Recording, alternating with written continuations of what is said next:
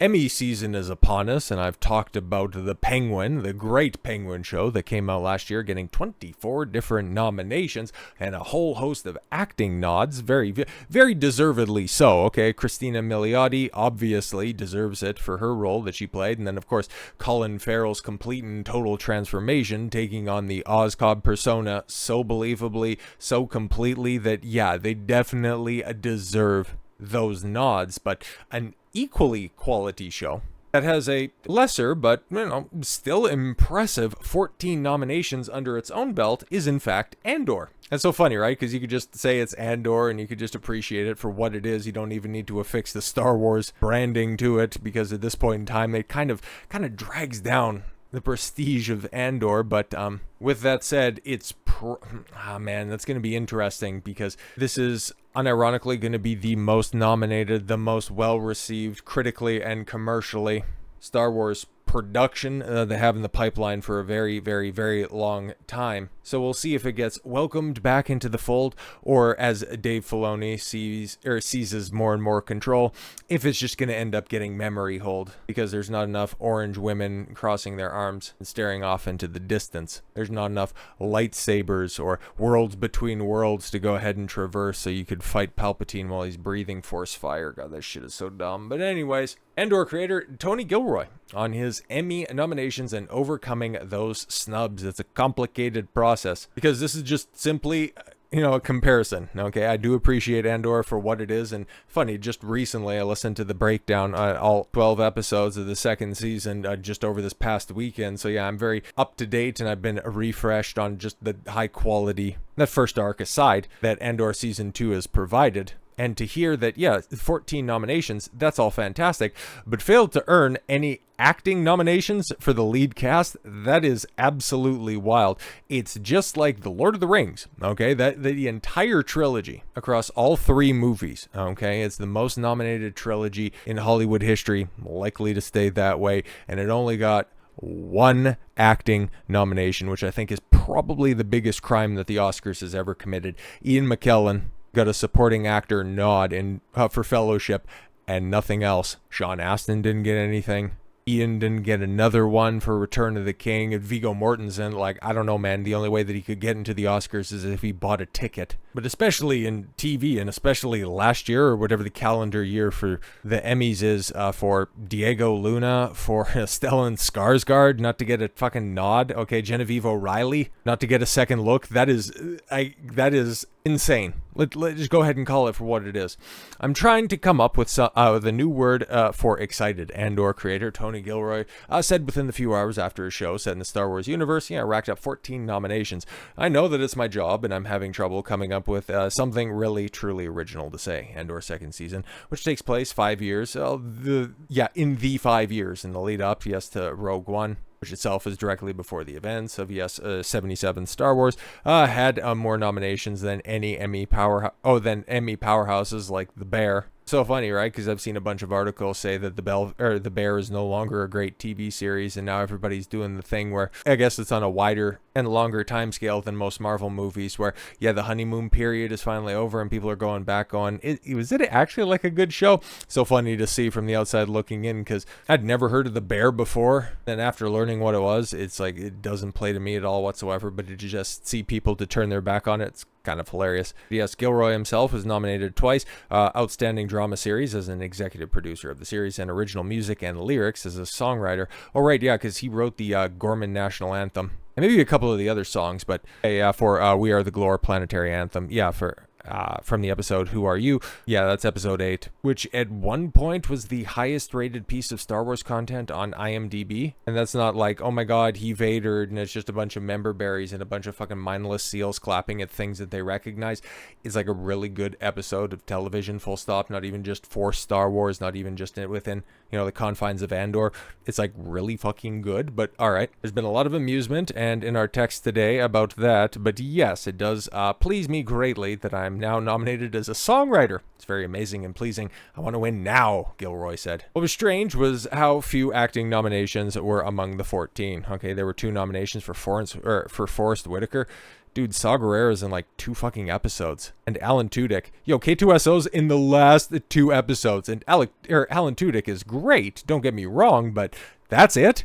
The voters wholly ignored, some of the very best performances. And this or any other year, including Diego Luna in the titular role, and leads in the missions to retrieve, the Death Star. Okay, Stellan Skarsgård is Luthen Rail, which is fucking mind-boggling.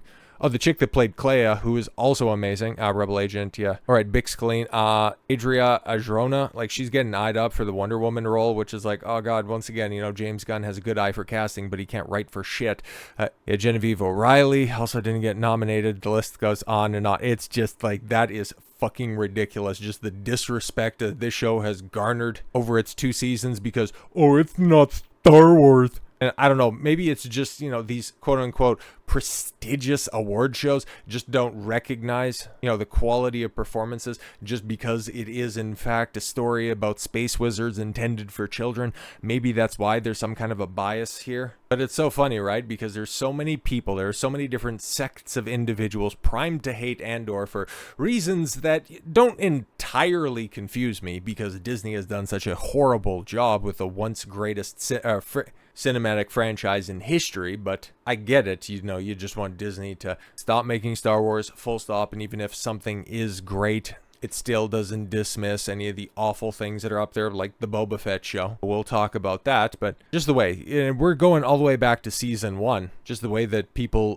dismiss the performance of this show. But Star Wars Andor ratings in the gutter. It's worse than Boba Fett, which now in hindsight, okay, especially 3 years removed, and after we were very much combing through the other Star Wars projects that would come out in the interim, I do believe it was Obi-Wan Kenobi that was the highest rated show, and then Book of Boba Fett. Maybe Mandalorian slotted in there right up close to the top, but Book of Boba Fett wasn't exactly a slouch in the ratings, okay? But according to new analytics data, the ratings for Star Wars series Andor on Disney Plus looks to be in the gutter and are much worse than that of the Book of Boba Fett. Disney never releases specific numbers. Samba TV has their own reports. But when we finally got the Nielsen ratings that are coming out, if you can remember back, just about 3 years ago, holy shit, I can't believe that. But what was that? Cobra Kai season 4, you had Dahmer, that was absolutely massive at that point in time.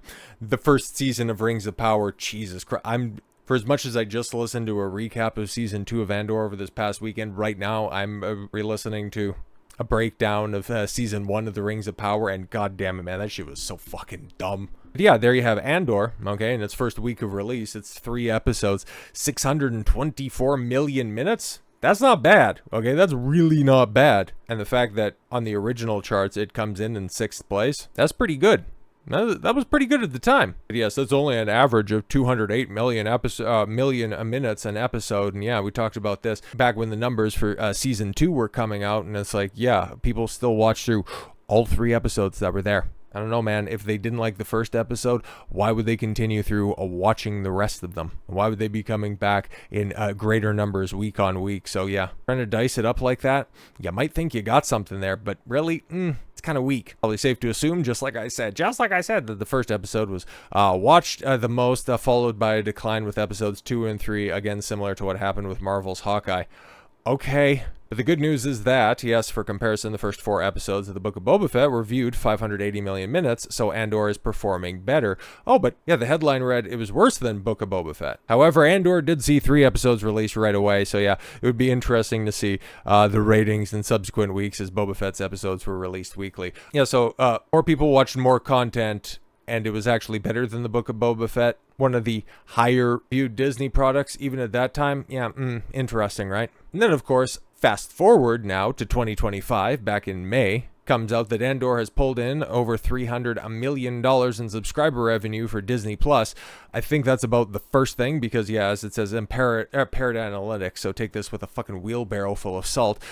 Calculates that Star Wars show drives more revenue than Ahsoka, okay? And even if you don't believe Parrot Analytics, which, I definitely don't because they go a lot on, social media interaction. But if you're doing an apples-to-apples comparison with other Star Wars shows, it just clearly shows that Andor is better for the brand than Dave Filoni's little pet project. And so we come to this, the Disney Plus curse, how the streaming service hurt Marvel, Star Wars, and Pixar brands. Because now we have all of the ratings, okay? I don't know if there's any cringe animated show that's running in the background for, well, really anything at this point in time. Eyes of Wakanda dropped in one big batch, and still at this point in time, I haven't heard anybody fucking talk about that shit. It just literally came and went. Even Marvel is still pushing, hey guys, go back to the theater and watch Fantastic Four. It's the #1 movie in America. So yes, they'll go ahead and spin it like this, but the guts of this article, but you can see right here, it's saying I'm not paying the wrap for access. They'll just go ahead and find a summation of this. But Andor's viewership increased almost 40% from the end of season 1 to the end of season 2. Oh, but I thought it was like a commercial and insomnia busting bomb. Oh, weird.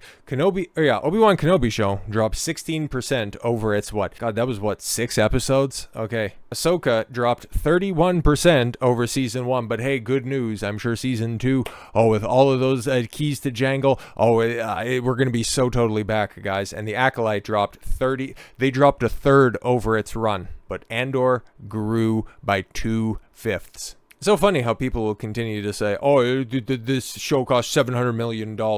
Which is a lot of money. She also got 24 episodes and just about as many hours of content. So if you shake it up, yeah, it's still a fairly expensive TV show, but you really see the results. On the screen, there doesn't look to be a dollar wasted. Tony Gilroy put every red cent to good use, and it apparently paid off, because it is the one and only Star Wars product to actually gain viewers as its run goes on. Mandalorian totally crashed. The sequel trilogy, don't fucking make me laugh. But Andor, the one that gets canceled, the one that had a 5-season plan that ended up getting shortened down to 2, ends up with 14 Emmy nominations and an actual growing audience. And it gets shit canned. Classic Lucasfilm.